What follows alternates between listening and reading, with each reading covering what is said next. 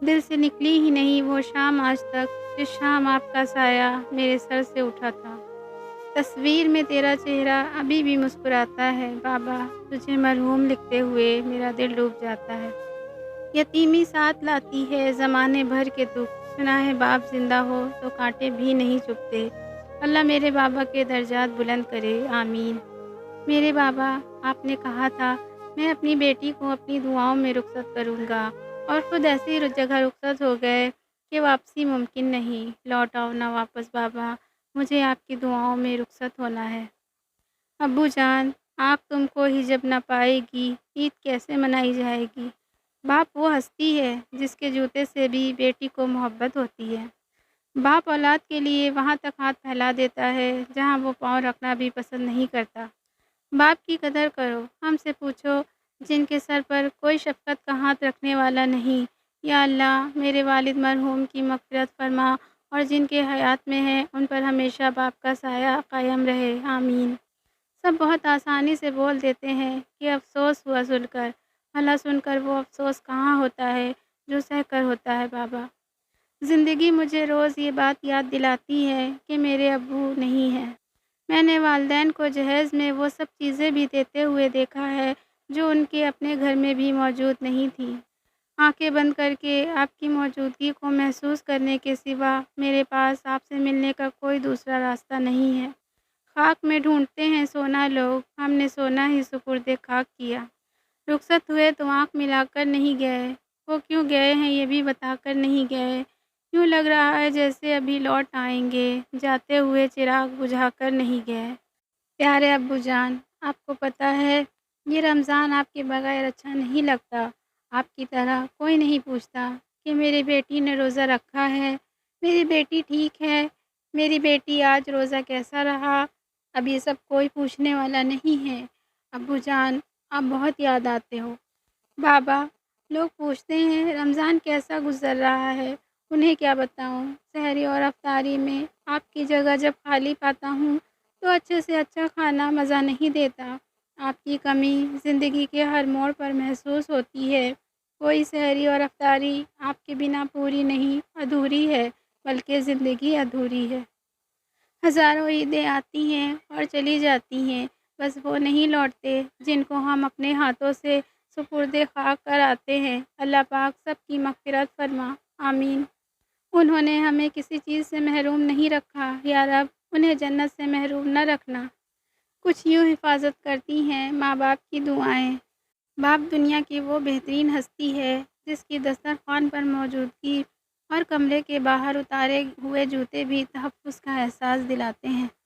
قدر کیجیے ان ہاتھوں کی جن ہاتھوں نے ہماری بنیادیں مضبوط کرتے کرتے اپنے ہاتھوں میں لاٹھیاں پکڑ لیں۔ ماں باپ کو خوش کرنا دنیا کا آسان ترین کام ہے۔ ان کو آپ سے ذرا سی توجہ اور نرمی کے سوا کچھ نہیں چاہیے ہوتا۔ یہ زندگی کے وہ جھرنے ہیں جو محض آپ کے لیے بہتے ہیں۔ ان کا خشک ہو جانا اولاد کی بڑی بدقسمتی ہے۔ اپنے ماں باپ سے محبت کیجیے، آپ پر ان کا بہت قرض ہے۔ آپ نے کبھی انہیں حاصل کرنے کے لیے دعا نہیں کی، لیکن انہوں نے آپ کو حاصل کرنے کے لیے بہت دعائیں کی ہیں۔ اپنے والدین کی آواز پر بھاگ کر جایا کرو۔ جب یہ دنیا سے رخصت ہو جاتے ہیں تب ان کی آواز سننے کو کان ترس جاتے ہیں۔ زندگی کی کہانی کا سب سے مشکل کردار باپ ہے، اور یہ ذمہ داری کو باپ کے سوا کوئی نہیں نبھا سکتا۔ باپ صرف ایک لفظ ہی نہیں بلکہ احساس، محبت، شفقت، پیار اور وفا جیسے ایک جذبے کا نام ہے۔ تم زندگی کی وہ کمی ہو جو زندگی بھر رہے گی۔ بیٹیوں کی ماؤں کو مرنا نہیں چاہیے، بنا ماں کے بیٹیاں جینا بھول جاتی ہیں۔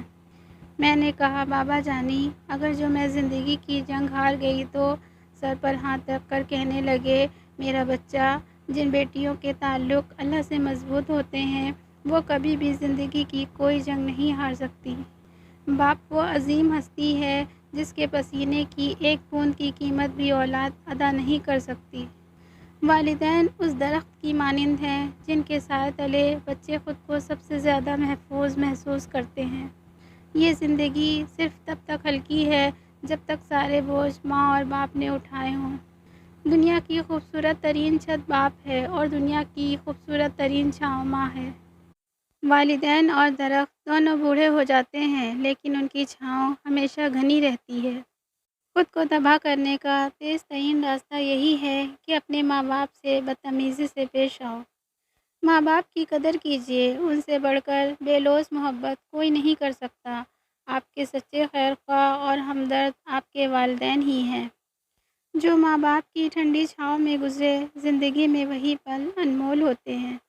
یا اللہ، والد والدہ تو میرے تھے لیکن امانت تیری تھی تو تیری طرف لوٹ گئے، بس اتنی دعا ہے کہ انہیں اپنی جنت کا مہمان بنانا، آمین۔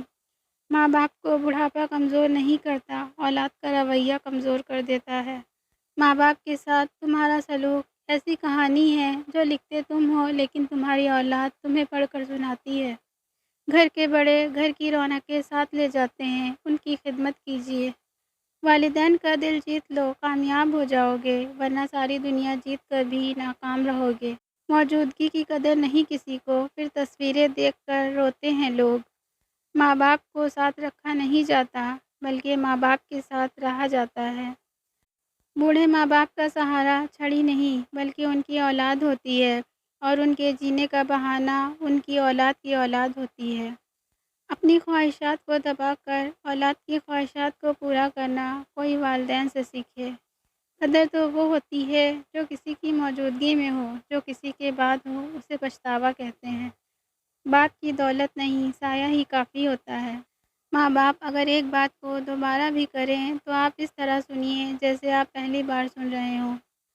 حضرت سیدنا ابن عباس رضی اللہ تعالیٰ عنہ سے مروی ہے کہ حضور پاک صلی اللہ علیہ وسلم نے فرمایا، جو نیک اولاد اپنے والدین کی طرف محبت کی نگاہ سے دیکھے تو اللہ عز و جل اس کی ہر نگاہ کے بدلے ایک مقبول حج کا ثواب لکھے گا۔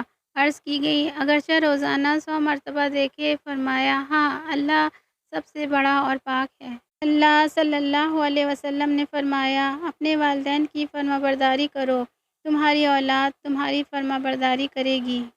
اپنے گھر کے بزرگوں کو ضرور وقت دیں کیونکہ انہوں نے آپ کو خوشیاں دینے اور آپ کی ضروریات اور خواہشات پوری کرنے میں اپنی پوری زندگی لگا دی۔